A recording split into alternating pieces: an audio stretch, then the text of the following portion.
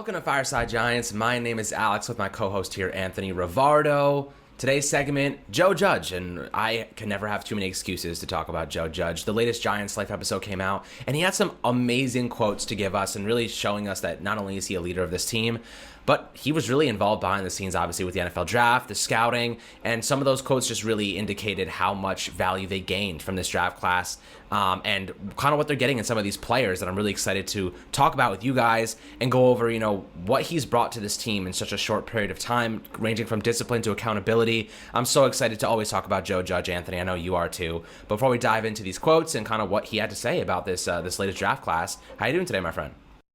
I'm doing real good, and yeah, I'm always happy to talk about Joe Judge. I am the self-proclaimed leader of the Joe Judge fan club, and I love that guy, and I trust in everything that he does. And watching Giants Life was exciting because I got to listen to Joe Judge speak a little bit more, and I got to hear a little bit more insight from him in terms of the Giants 2021 draft. I also got a little more insight from guys like Dave Gettleman and Chris Pettit as well, and really the Giants Life episode this week was pretty interesting, and a lot of the quotes were pretty awesome, and I'll even bring one up from Dave Gettleman in a little bit that I thought was really, really interesting and exciting for me. But yeah, I mean, Joe Judge, as always, coming in, sounding like a leader, being a leader, and really just proving once again that he is in quite a bit of charge here with the Giants football team. He is calling many, many of the shots. That was pretty evident when I was watching the Giants Life episode.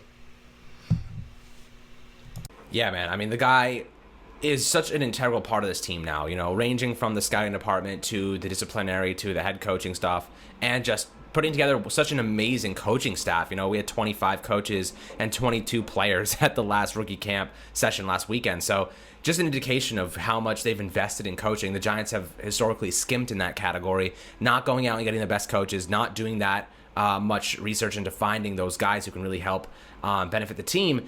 And I think Joe Judge just went out and found a lot of great coaches, especially from the SEC, which he even mentioned, they didn't anticipate all these coaches from the SEC having an impact in the scouting department, especially with COVID and everything, but they ended up being such an instrumental piece in evaluating these players, especially like Azeez Ojulari. So many SEC coaches, and now you have these guys who understand what Ojulari brought to the team, and that was just a tremendous draft pick. And I'll tell you what he said about Ojulari.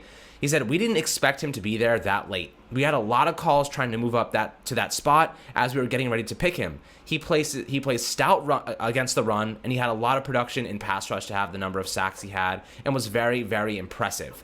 I mean, just that alone tells me a lot about what they think about Azeez Ojulari. He's a well-rounded player. He can play the run. He can rush the passer, but he's also incredibly athletic and has a few already developed pass rush moves, including that grab and chop that he really executes well. He's a guy who I think has a ton of potential. I think he has Yannick Ngakoue potentially even more than that. And when you look at him, he's an impact player day one. The Giants got an impact player at 50, and he was a player that was actually being mocked in the first round just 2 weeks before the draft. So to talk about a steal, there were teams calling up to the Giants to try and make a deal to go up and get Azeez Ojulari. And the craziest part about it was that they could have moved back again. They could have essentially done it and gotten even more draft capital. They walked away with a 1 and a 4 next year, a 5 this year, which they utilized to move up and get Aaron Robinson, and then a third-round pick next year when they traded back from 42 to 50 in the second round. So they could have even kept going and adding more draft capital if they wanted to. Obviously, Azeez Ojulari was a priority, and I found something interesting that Dave Gettleman said that really stood out to me. He said that they really went into the draft focusing on improving the pass rush, the secondary, and getting a few new weapons for Daniel Jones. He didn't mention the offensive line at all, which actually stood out to me, and I was like, why didn't he even talk about the offensive line? They must have really not thought it was a good class. They passed on Rashawn Slater. It was an opportunity for them to really go out and get some help in that category, and they completely ignored it, Anthony. Why do you think they did that? Well, I think with the offensive line, as I've been saying in previous videos, the Giants didn't find the value. They said post-draft, right afterwards when they were asked about it in a press conference, Dave Gettleman at least said that there was a couple guys that they were looking at and wanted to draft, but ultimately they didn't fall to their spot, or they just didn't like the value at that spot, so the Giants ultimately just passed on going offensive line. And in the Giants Life, episode, I didn't expect them to talk about the offensive line at all because they didn't get any offensive linemen in the draft. Why would they say that they were targeting an offensive lineman and admit failure? I don't think that's something that they would do in the Giants Life episode. So I think that's a key thing to keep in mind, that the Giants' life is supposed to make the team look good. The organization needs to look good. So when they say, we were looking for offensive linemen but couldn't get any, that's probably not smart for them to go ahead and say there. But I think also, I thought it was interesting when Dave Gettleman said our missions for the draft were to get edge help, to get another playmaker for Daniel, and to get defensive back help. And I did think that was really interesting because if you look throughout the entire draft, that's all they did. They got a playmaker for Daniel, and they did get edge help, but they got it again, Azeez Ojulari in round 2, and then they got it again with Ellerson Smith later on. And then with the secondary help, they did go Allen Robinson, but then they went again with Rodarius Williams later on. So that really was their MO throughout the entirety of the draft. So maybe it's not even a lie to say that they really weren't targeting the offensive line that much, but they did admit that they were considering it post-draft. So I do think that's interesting, but ultimately, Giants obviously feel really comfortable with what they have on the offensive line. They're pretty high on Matt Parrott. I'm really high on Matt Parrott. They're high on Andrew Thomas, so am I. They're higher than I am on Shane Lemieux, evidently, and probably Will Hernandez as well. But they're confident in these guys. If Joe Judge is confident, if this big group, this huge coaching staff that Joe Judge has put together is watching over all these offensive linemen, and they feel confident and comfortable going into the 2021 season, who am I to say anything? In Joe Judge we trust. And Judge had another just incredible quote that stood out to me that I was just like, I freaking love this guy. Like, I'd run through a brick wall for him, never met him. Like, I'd run through a brick wall for this guy, if especially if I was, one of his players. It's just so motivating to hear, what he has to say. But this one was like about draft value and draft capital, right? This is like modernizing our approach entirely to really fit. We only had 6 selections, obviously, and he says this exactly. Sometimes you hear the approach from certain people, you don't have that many picks. You must not have to worry about the entire draft. So that kind of means if you only have 6 picks, maybe you don't have to worry about the later portions of the round. Maybe you don't have to worry about draft like rounds that you don't have any picks in. But you never know, because the Giants went out and did this. They went and traded back and gathered a 5th-round pick where they didn't have one. So you always have to be prepared in those situations. They utilize that 5th-round pick to move up and get Aaron Robinson. The rest of this quote goes like this, and this is one of my favorite quotes from Joe Judge of all time. To me, it's the opposite. So it's the opposite of... I'll just read the entire quote again. Sometimes you hear the approach from certain people, you don't have that many picks. You must have to not worry about the entire draft. To me, it's the opposite. It's like going hunting with one arrow. You can't waste a shot. Come on. That's Joe Judge to a T. Like, the guy just bleeds amazing quotes. It's inspirational quotes after inspirational quotes. And this one specifically was, when you only have 6 picks, you got to make all of them count. You got to make every single one of those picks count. And they turned the 11th overall pick into Kadarius Toney, a 1st-round pick, a 4th-round pick, and a 5th-round pick. That's stupendous. And obviously Gettleman played a big part in that too, because he even said he heard that Ryan Pace from Chicago wanted to move up. And when he heard that Justin Fields was on the board, he was like adamant. He was like, I got to go and get him. And they ended up getting a great haul. I think it was a win-win for both organizations. And Chicago has the 2nd hardest schedule in the league this year. If they end up struggling a lot, the Giants could end up with a top pick. We're talking next year. Think about if Daniel Jones pans out, which I am praying to the good football gods that he does. If Daniel Jones pans out, you have Chicago top 10 pick maybe. We're talking about potentially Kayvon Thibodeau, from Oregon. If you get Kayvon Thibodeau and you have Azeez Ojulari, and you have Leonard Williams and Dexter Lawrence, you have one of the best defensive lines in the NFL at best case scenario. You know what I mean? You have one of the best defensive pass rush units and a great run stopping unit as well. Plus decent linebackers with Blake Martinez, which is, I'd say, he's a great linebacker for the Giants. And then you also have, Tate Crowder, who I think could develop. And I want to do a video on Tate Crowder to see, if he really can be that guy next to Blake Martinez, because that second linebacker position is definitely a little bit of a question mark. We have Reggie Ragland, Tate Crowder, TJ Brunson, a couple guys. I don't exactly know what they're going to end up doing there, but I think Tate Crowder, I think they're higher on him than we think, Anthony. So when you're looking at this draft and you're looking at what the Giants did, I mean, we know it's great, but how does Joe Judge make you feel in terms of the modernizing of this approach and, everything they did that just did not feel like it was the Giants from the past? There was a lot that Joe Judge said in this Giants Life episode that really instilled to me and reaffirmed the belief that I already had. Joe Judge is very much calling the shots. Like, he is in control of this team. Of course, he's working with Dave Gettleman, but he is in control. Like, he's making a lot of the decisions. He said a lot of things about who he wants as a player that ended up coming true. You know, his coaching staff that he hired and put together had major influence on this draft. That says a lot about Joe Judge's influence on the Giants culture and the way that the Giants are operating right now. I'm really impressed with that, you know, as a head coach, to have that much, you know, free will and that much, you know, ability to maneuver and control the team is impressive and exciting. The Giants finally have a head coach that knows what he's doing. We haven't for the past couple of head coaches, you know, not since Tom Coughlin have we had a head coach that we really trusted that they knew what they were doing, and Joe Judge seems to really know what he's doing. And then, of course, I do give credit to Dave Gettleman. He had a phenomenal offseason. This is not just me saying, oh, this is all Joe Judge. It's not all Joe Judge. They are working in tandem, but I just like seeing how much control Joe Judge has, because it seems like the last head coaches didn't have that much control. But with Dave Gettleman, he has been phenomenal this offseason. Of course, he has changed his philosophy. He's really modernized his approach. I do give some credit there to Joe Judge. But, you know, Dave Gettleman has actually done it. You know, whether Joe Judge recommended him some things, he didn't have to do it, but Dave Gettleman has done it, especially when you look at the trade downs. Traded down in the first round, traded down in the second round. Gained a lot of future draft capital, which is super, super exciting, because the 2022 NFL draft is supposed to be loaded with talent, supposed to be way easier to evaluate. One thing with Dave Gettleman that I noticed in this Giants Life episode that I thought was really interesting, he mentioned when he was discussing that first round trade down that he heard that Ryan Pace, the general manager of the Chicago Bears, was looking to move up. Dave Gettleman had that in his mind, went ahead and called Ryan Pace himself. He called Ryan Pace. Ryan Pace didn't call up looking to trade up. He didn't call Dave Gettleman looking to trade up to 11. Dave Gettleman had the the vision. He had the intelligence to call one of the teams behind him and say, "Are you guys still looking to trade up?" Which was smart, because that gives them the leverage. That really, says, are you interested? And then he heard that Ryan Pace was super interested. He said, okay, then let's work out a deal right now. So Dave Gettleman showed the initiative. He's the one who went out and did it. It wasn't teams bidding on the Giants' 11th pick. It was him going out and finding a deal and making sure that he was extracting as much value from number 11 as possible, which I think is huge progress for Dave Gettleman, and I think that that's really exciting stuff, and I think it's a really, really job well done by Dave Gettleman. Hats off to Mr. Dave, the Gettle Goat. Really awesome stuff there in the first round. Then, of course, they did it again in round 2. Still got the guy that they were thinking about getting at 42. At 50, they pretty much hinted that was their target at 42.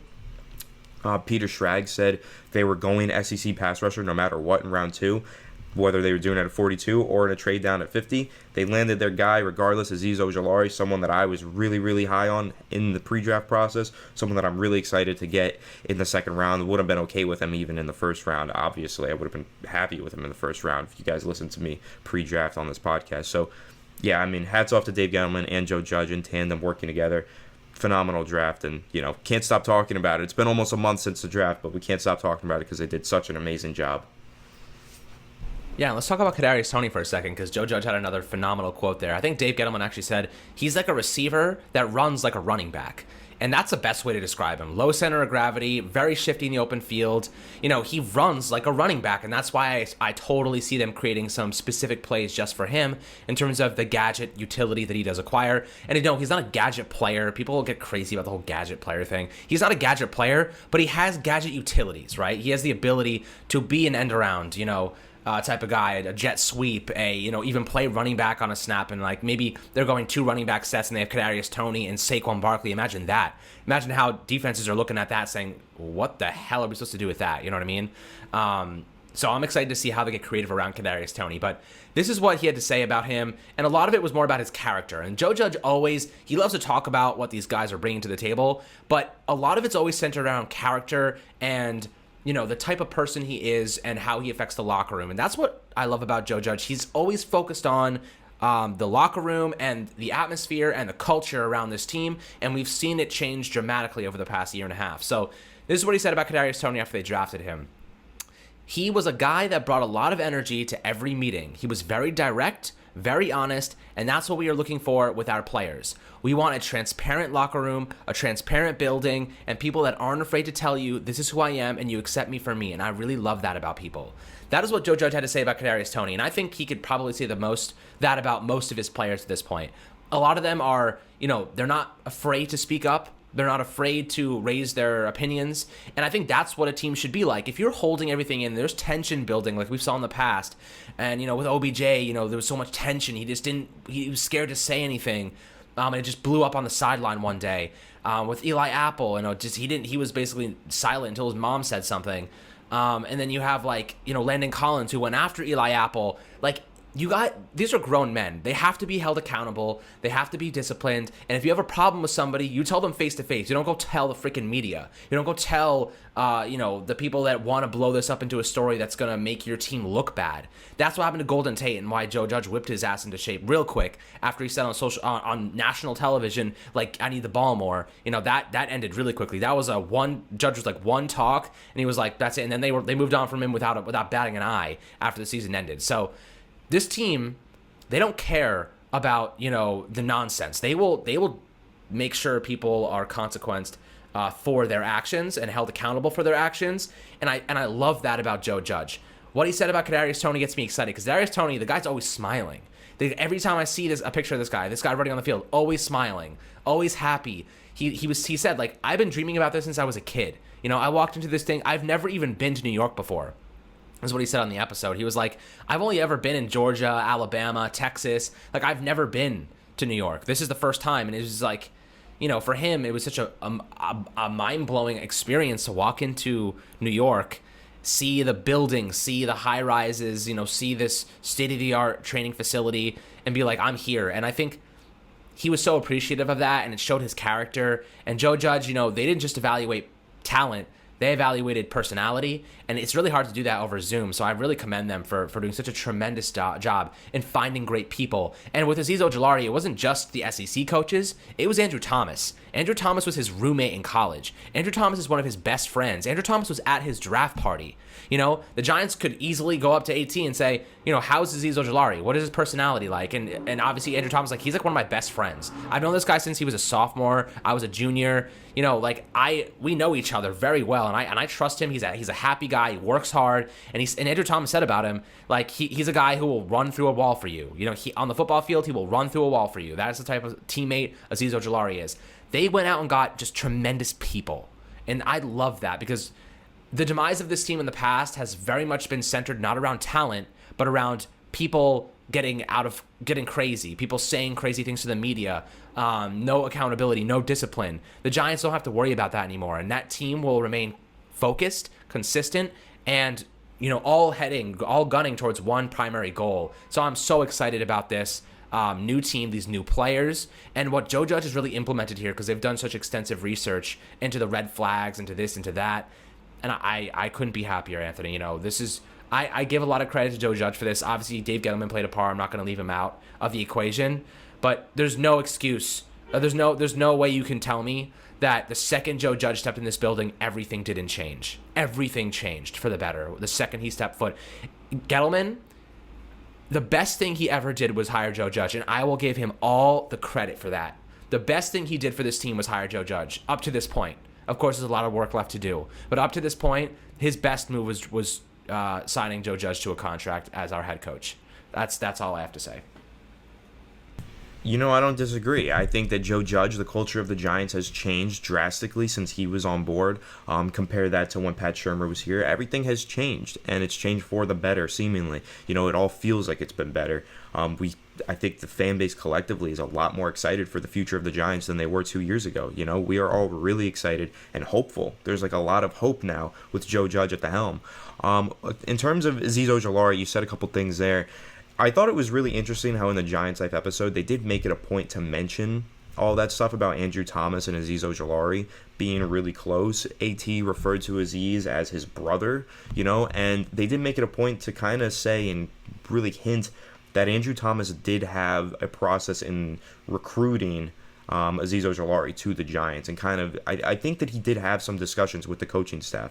That's kind of what they were talking about, because they said they did say that the SEC coaching staff gave them insight, but also Andrew Thomas gave them insight. So I think that's really, really cool stuff there, that the players, we're seeing players all over the place just recruiting and recruiting. Logan Ryan has been out there recruiting. Jabril Peppers has done some recruiting online. Darius Slayton has done recruiting on Twitter as well. And now you're even seeing like the fullest extent where rookie going into his second year offensive tackle is recruiting by speaking with the coaching staff and giving them insight on an actual football player that they're thinking of drafting in college. So I thought that was really interesting, really exciting.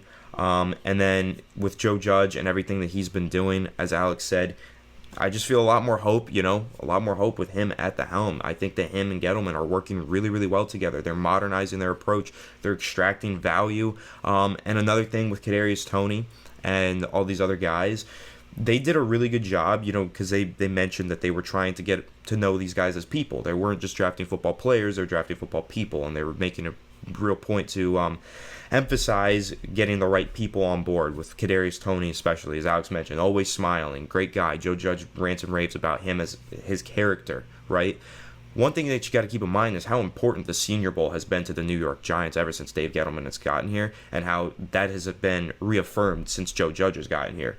They really, really prioritize those Senior Bowl players. Kadarius Toney, Senior Bowl player. They actually got the chance to go speak to him in person and meet him at the Senior Bowl. Aaron Robinson as well. And then they zoomed Aaron Robinson a few days before the draft. You could hear that in Joe Judge's discussion with Aaron Robinson when he gave him the phone call and told him that he was drafting him in the Giants Life episode. The Senior Bowl is really, really important for the Giants, especially this past year where the Giants and really every team could not have all these in-person interviews. They had to do it virtually, other than at the Senior Bowl. That was super, super important for those teams, and it clearly was important for the Giants. They drafted multiple players from the Senior Bowl. Ellerson Smith is another one. I believe Rodarius Williams was even there. Like, they drafted a lot of Senior Bowl players, and that I think that's going to be a trend that you see continue. It's been a trend ever since Dave Gettleman got here. It's just going to continue. The Giants love the Senior Bowl. They love the opportunity to really meet with those players. Jim Nagy, the guy who runs the Senior Bowl, does an excellent job giving the teams the freedom to go meet those players and really dive deep into them and put them on stage for them to get drafted. And I think Jim Nagy does an excellent job, and I think that it's exciting that the Giants really are making it a point of emphasis to go to the Senior Bowl and do all that research there in person and really get this last look at these players before the draft. And I'm excited with the Senior Bowl standouts that they ended up drafting: Kadarius Toney, Aaron Robinson, Ellerson Smith. I think all of these guys are going to really have an impact for the Giants year one. Though that's the thing, like Judge said, if you only have one arrow and you're going hunting, you got to make it count. And the Giants got players who make an impact right away. And Kadarius Toney, we obviously know his impact. Guy can break ankles at any moment. Azeez Ojulari, he completely upgrades that outside linebacker unit, a unit that we really had injury issues with last year. And he probably is our best player right off the bat in that category. Third round, Aaron Robinson immediately competes with Darnay Holmes in the slot. I wouldn't even be surprised to see if he got starting reps this year. He's that good. An extremely physical corner with really good tracking ability. He has really good makeup speed. He's an amazing tackler, which is another big point. The Giants love cornerbacks who can tackle, especially slot guys. Aaron Robinson's an aggressive tackler. He makes big plays in that category, and I think they're going to actually play him. It's going to be a pretty fun position battle to watch between him and Darnay Holmes, so that's going to be fun. Moving on to the fourth round, Ellerson Smith, super underrated. When I first saw it, I was like, who the hell is that guy? Got 14 sacks last year. Really nice speed. He's a little bit more powerful than you think. Another Senior Bowl standout. He crushed Senior Bowl, the Senior Bowl week, and he really beat up on some tackles there. So I think he's a guy that could be a rotational piece, against specific matchups, maybe slower offensive tackles. He will be a really good guy to have in there, locking things down, really athletic. I mean, he ranked, I think, in the top 100 out of the last, 2,000 linebackers in the draft, according to the relative score, athletic score. So the guy is a superior athlete. He brings a lot to this team, a lot of undervalued aspects, and I think he'll be a rotational guy that they'll utilize to mismatch players. So when it comes to the fifth round, obviously no picks there. Sixth round, you got Gary Brightwell, who Joe Judge said he's a really physical guy.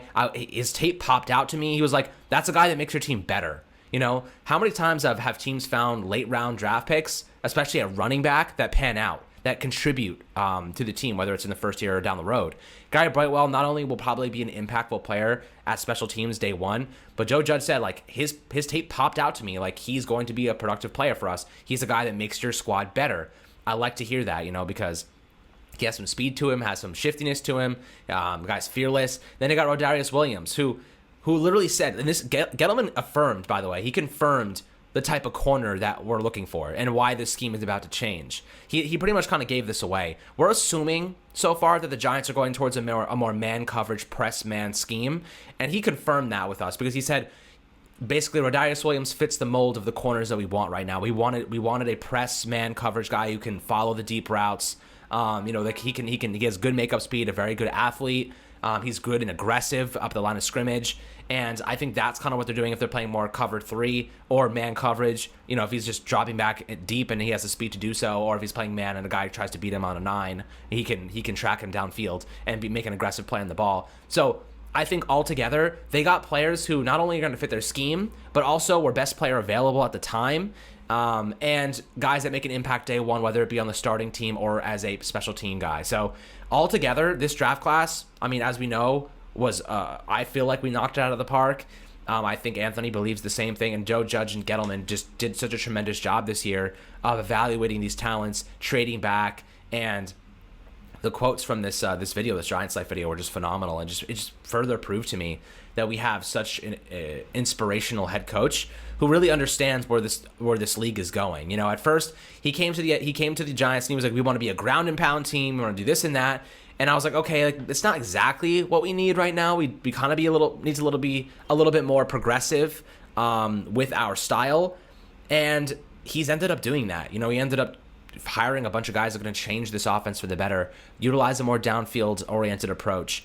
And I think, Anthony, when we're looking at this team now, it's not anything to what I expected compared to a couple of years ago, compared to last year even. We have completely turned this thing around, and I have very high expectations for this squad moving forward, and I imagine you do the same, right?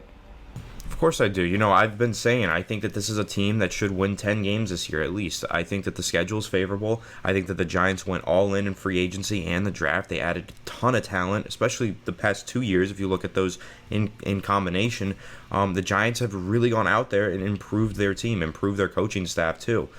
This should be the year that the Giants finally turn it around and get back to the playoffs, and they kind of have to. It's been way too long. We haven't been in the playoffs since 2016. That drought needs to end immediately, that 5-year drought. At one point, we were winning Super Bowls every 5 years. What happened? Now we're not even in the playoffs. It's really frustrating. But, once you get in the playoffs, who knows? You never know. Any team can do anything. We've seen that with the Giants twice in my lifetime, at least. So Giants got to get back to the playoffs this year, and I do feel confident that they will. And it's because of the guy, Joe Judge, that we've been talking about for this video, because of the improvements that Dave Gettleman has made. I was obviously a huge critic of Dave Gettleman in the past. I didn't like many of the moves that he made. I didn't like his lack of emphasis on positional value, his lack of emphasis on trade value, all that stuff. But he's really changed his MO. He's really changed the way that he operates, and it's been really impressive and exciting to watch. This is a guy who is really old but still adapting. At one point you could say he wasn't adapting at all, but now he is. He's adapting, and he's old, and he's working in tandem with a really young head coach, one of the youngest head coaches in the league, Joe Judge. He's pretty old, man. Dave Gettleman's kind of a dinosaur at this point, but he's like, there's like Godzilla, big old dinosaur, and then there's Mecha Godzilla, right? The modern dinosaur. That's what Dave Gettleman has turned into. He's more modern. His approach is a lot more King modern. Kong? Who's King Kong? Joe Judge. Joe Judge is King Kong's Kong. Joe Judge, and Mecha Godzilla is the new Dave Gettleman? Yes. He transitioned from being the old dinosaur into being the more modern, general manager. I think I would leave him at old dinosaur, and then you have King Kong, who kind of helps old dinosaur realize his weaknesses. Well, that's exactly what happened in the movie, so that works. That's what I'm and saying. they team up to take down Mecha Godzilla. Yeah, Mecha Godzilla's the NFC East.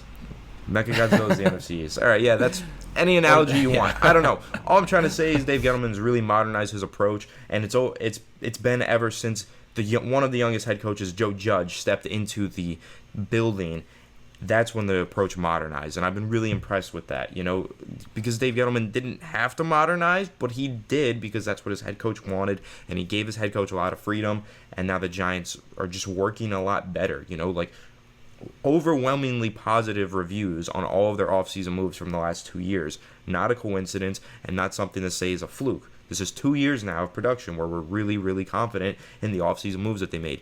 I think that's exciting. I think for the future, we have a lot more hope going forward, and I think it's all predicated on the fact that we have our head coach, and we feel very confident that we have the long-term solution at head coach with Joe Judge. Can't wait to see him make it to the playoffs and just turn on playoff Joe Judge. There was always playoff Eli Manning. Eli Manning was a different beast in the playoffs. I'm curious to see if there's a playoff Joe Judge, if there's a different beast that gets awoken once January rolls around for Joe Judge. I'm excited to see that. And like I said, I think I have big expectations for the Giants this year, and it's really all because I really trust in the guy, Joe Judge. Yeah, I mean, I do too, man. Joe Judge has been just a tremendous awakening for this team. And you know what? I wanna kind of get back to my old joke ways and giving you guys a bunch of interesting jokes. Here's a good one for you, Anthony, though, and I hope you guys enjoy this one. What do the Philadelphia Eagles and possums have in common? Something about playing dead, but I don't know what. Both play dead at home and get killed on the road. Dude, I honestly think you've said that one before. I think that's a retread. I might have said it before, but there's only so many jokes that I can find. Probably like 5 months ago, yeah. Yeah. That one's decent. I'd give that one a 6.5 out of 10. So, how about this one? What do you call a Philadelphia Eagle with a Super Bowl ring? It's kind of outdated, but I'll still say it. What is it? A thief. But now they actually have one, so it kind of doesn't make sense. And I hate you for reminding me that they have one. That hurts my feelings because that was one of the most mentally damaging things of my lifetime, watching them win a Super Bowl. So I'm going to give that one a 0 out of 10. God, some of these jokes are just disgusting. My goodness. I don't even know if I want to say this. Yeah, maybe not the best idea. Oh my God. Okay, yeah. I'll come up with other ones. These ones are just mind-blowing right now. Oh my God. Sorry, I'm reading these live and it's disgusting. Okay. I'll come up with more jokes. A little bit crazy, a little bit less crazy than the ones I just read, guys.